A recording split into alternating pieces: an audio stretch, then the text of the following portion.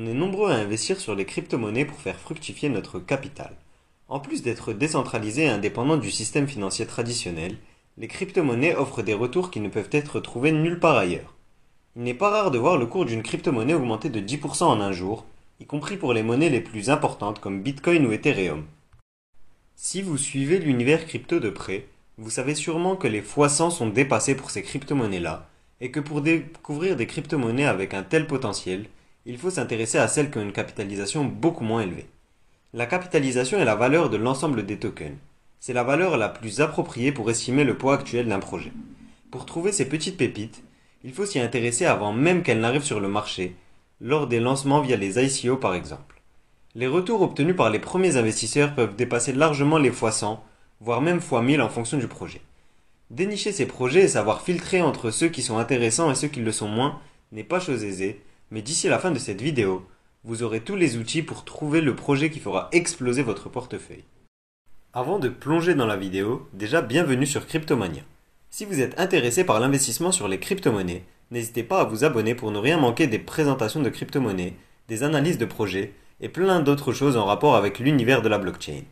Aussi, toutes les informations contenues dans les vidéos sont le fruit de mon expérience et ne sont pas des conseils d'investissement. Je vous invite vivement à faire vos propres recherches pour prendre vos décisions. Revenons-en à la vidéo. Pour le lancement d'une crypto-monnaie, les deux méthodes les plus répandues sont le fair launch et le pré-minage.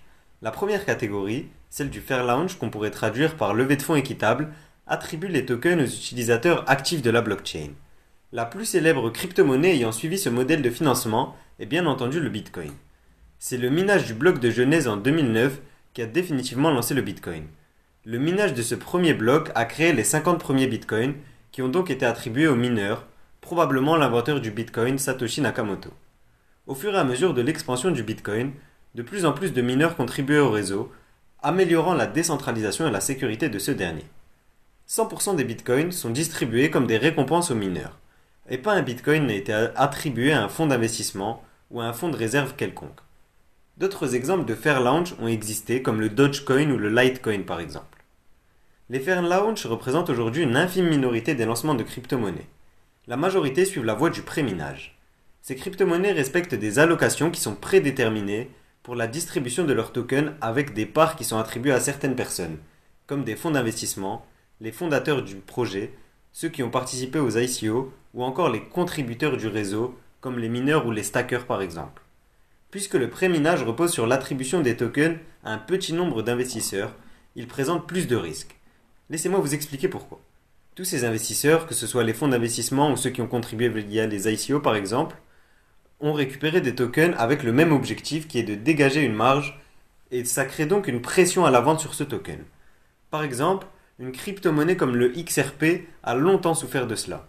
Les fondateurs du projet Ripple vendaient régulièrement d'énormes quantités de XRP, ce qui faisait fortement baisser la confiance en cette monnaie et donc fortement baisser le cours. Cela étant dit, les pré-minages sont loin d'être synonymes de perte. Ils sont juste plus risqués dû à la centralisation du réseau et à la faible distribution des tokens. De même, les fair launch ne sont pas forcément rentables. Si les propriétés du token ne sont pas intéressantes ou si le projet est une coquille vide, il vaut mieux s'en échapper. Bien que la majorité des nouvelles crypto-monnaies suivent un modèle de pré-minage, je vous conseille de rester à l'affût des fair launch. Ils sont plus rares, mais aussi souvent plus rentables. Pour trouver les nouveaux fair launch, les meilleures sources publiques sont sans aucun doute Twitter et le célèbre forum Reddit. Pour les crypto-monnaies qui suivent le modèle du pré-minage, soit la majorité des nouveaux projets, je vous recommande d'utiliser un tracker d'ICO. Les ICO sont l'équivalent des levées de fonds dans les crypto-monnaies. En échange pour votre participation, vous recevrez des tokens pour un prix réduit. Le tracker d'ICO que je vous recommande est ICO Drops. Sur la page d'accueil de ce tracker, on va s'intéresser à deux fenêtres principalement, les ICO en cours et celles à venir. En cliquant sur un des projets qui est présenté, vous aurez accès à un petit résumé de ce projet. Si ce résumé est très vague ou ressemble comme deux gouttes d'eau au projet Bitcoin ou Ethereum, sans doute devriez-vous passer votre chemin. A l'inverse, les projets qui répondent à une problématique réelle dont la solution n'est pas encore disponible, ou ceux qui visent à améliorer le fonctionnement de blockchain existantes, peuvent avoir un sérieux potentiel. Bien entendu, il y a une multitude d'autres paramètres à prendre en compte.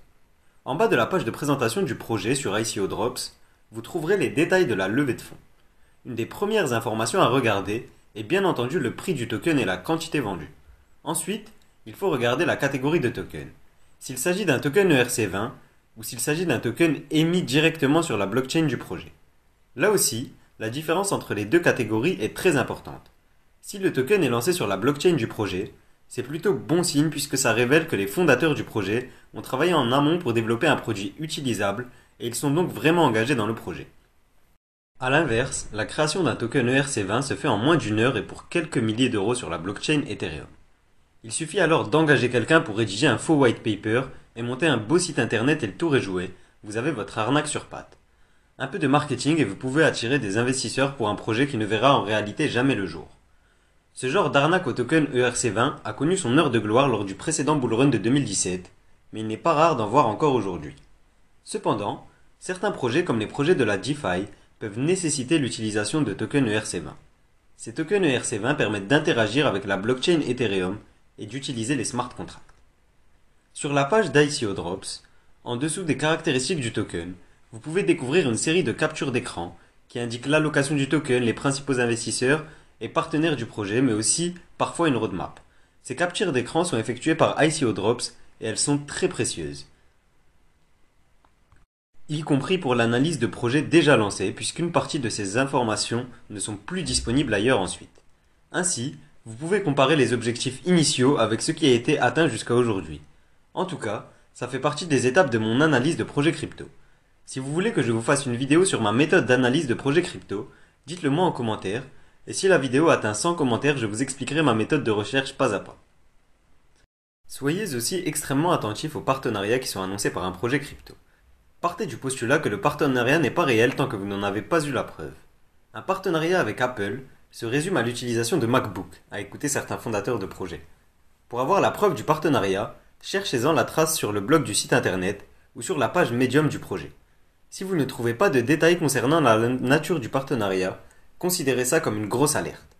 De même, le fait d'être apparu sur un média comme Forbes ou autre n'est généralement rien de plus qu'une publicité payée, il n'en dit pas plus sur la réalité du projet.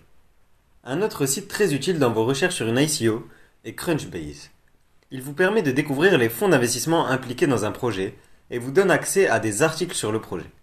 Savoir si des fonds d'investissement sérieux sont impliqués dans le projet peut être un clair atout là aussi. Attention toutefois à ce que ces investisseurs institutionnels ne représentent pas une trop grosse part de la distribution du token, car ça pourrait créer une trop grosse pression à la vente. ICO Drops vous donne aussi accès à la distribution des tokens pour les projets dont les ICO sont passés, en cours ou à venir. Idéalement, une majorité des tokens seraient vendus pendant l'ICO, mais ce n'est presque jamais le cas. En général, lors de la levée de fonds sont vendus entre 15 et 50% des tokens initialement prévus.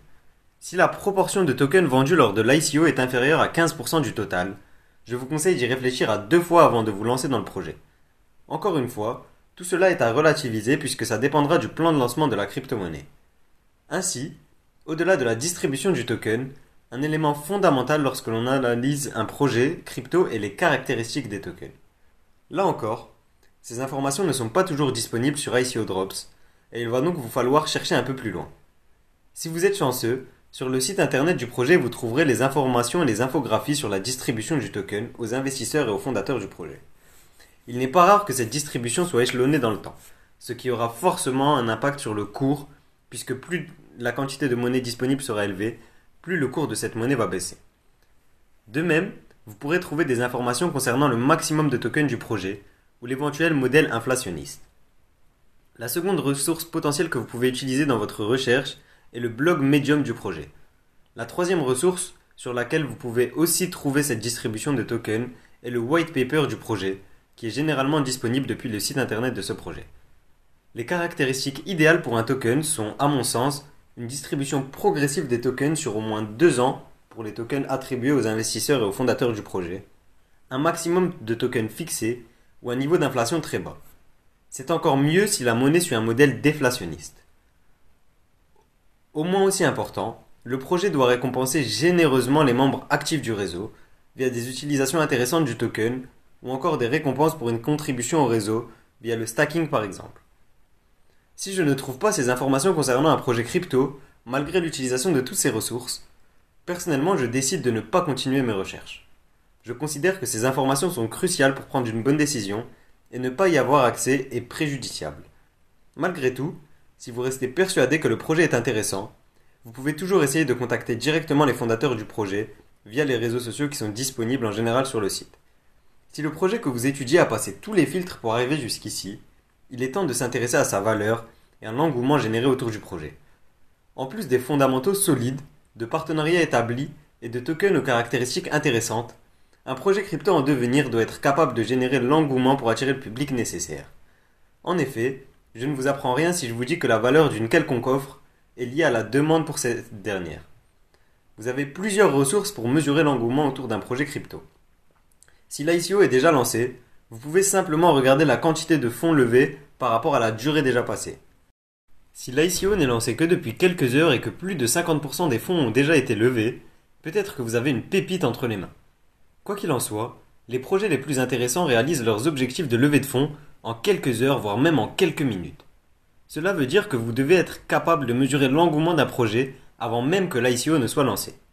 Pour cela, vous pouvez regarder les liens de tous leurs réseaux sociaux. Twitter, Facebook, Telegram et autres qui sont généralement disponibles sur le site internet du projet. S'ils ont des milliers d'abonnés et une communauté engagée, vous pouvez vous montrer confiant quant au succès de la levée de fonds.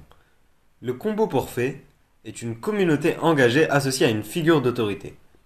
Une figure d'autorité peut être une personnalité connue du monde de la crypto-monnaie qui est à la tête du projet, mais aussi un partenariat particulier avec une grande entreprise, ou encore un lien direct avec un des leaders du monde de la crypto-monnaie.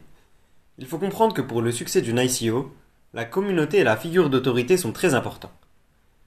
Imaginons un projet de crypto-monnaie qui serait fondé par Elon Musk. Sans même connaître les fondamentaux du projet, l'ICO serait un succès du simple fait de l'autorité que lui confère l'image qu'il a acquise.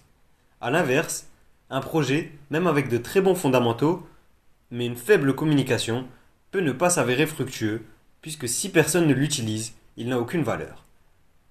Il y a un dernier élément sur lequel j'aimerais revenir dans cette vidéo, et c'est la différence entre une ICO, une IEO et une IDEX. Bien qu'ils consistent tous en la vente d'une partie des tokens de départ d'un projet, ils ont tous des caractéristiques différentes. Une ICO est la vente des tokens par les créateurs directement aux investisseurs.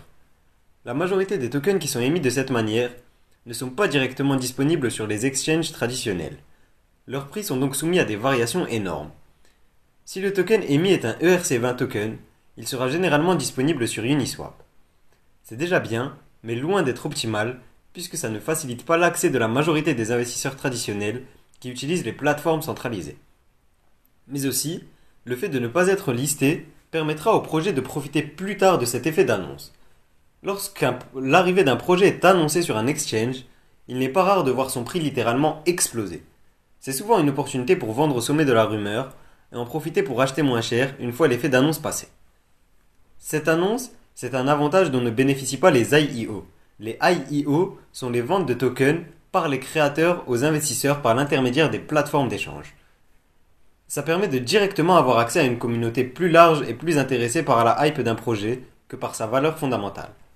Les IEO sont toutefois généralement soumises à plus de conditions pour les investisseurs et elles impliquent une volatilité extrême dans les premiers jours de listing du projet. Enfin, la dernière méthode pour investir au lancement du projet est par l'intermédiaire des IDEX. Une IDEX est l'équivalent d'une IEO mais via une plateforme d'échange décentralisée, comme Uniswap par exemple. Les IDEX sont accessibles à tous, c'est l'essence même des plateformes décentralisées. Cette faible barrière à l'entrée a causé énormément d'arnaques dans le domaine et beaucoup d'arnaqueurs se sont remplis les poches avec cette méthode de l'arnaque au token ERC20. En plus, les frais actuels sur Uniswap font que l'utilisation des IDEX peut être très coûteuse, en particulier si vous souhaitez que votre transaction soit effectuée rapidement. Par conséquent, votre investissement n'est plus du tout rentable. Gardez tout cela en tête pour faire vos analyses de projet. Si vous voulez réellement découvrir les meilleurs projets, vous allez devoir passer du temps à dénicher des projets mais ça vaudra le coup et vous trouverez la pépite qui peut changer votre vie.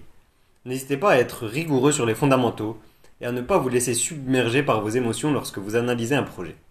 N'hésitez pas à me dire en commentaire les projets sur lesquels vous comptez investir. Si la vidéo vous a plu, n'hésitez pas à la liker et à vous abonner, ça va beaucoup m'aider à développer ma communauté. Si vous voulez me rejoindre pour discuter sur le Discord Cryptomania ou sur Instagram, les liens sont en description. C'est tout pour moi, merci d'avoir regardé la vidéo, je vous dis à demain pour une nouvelle vidéo.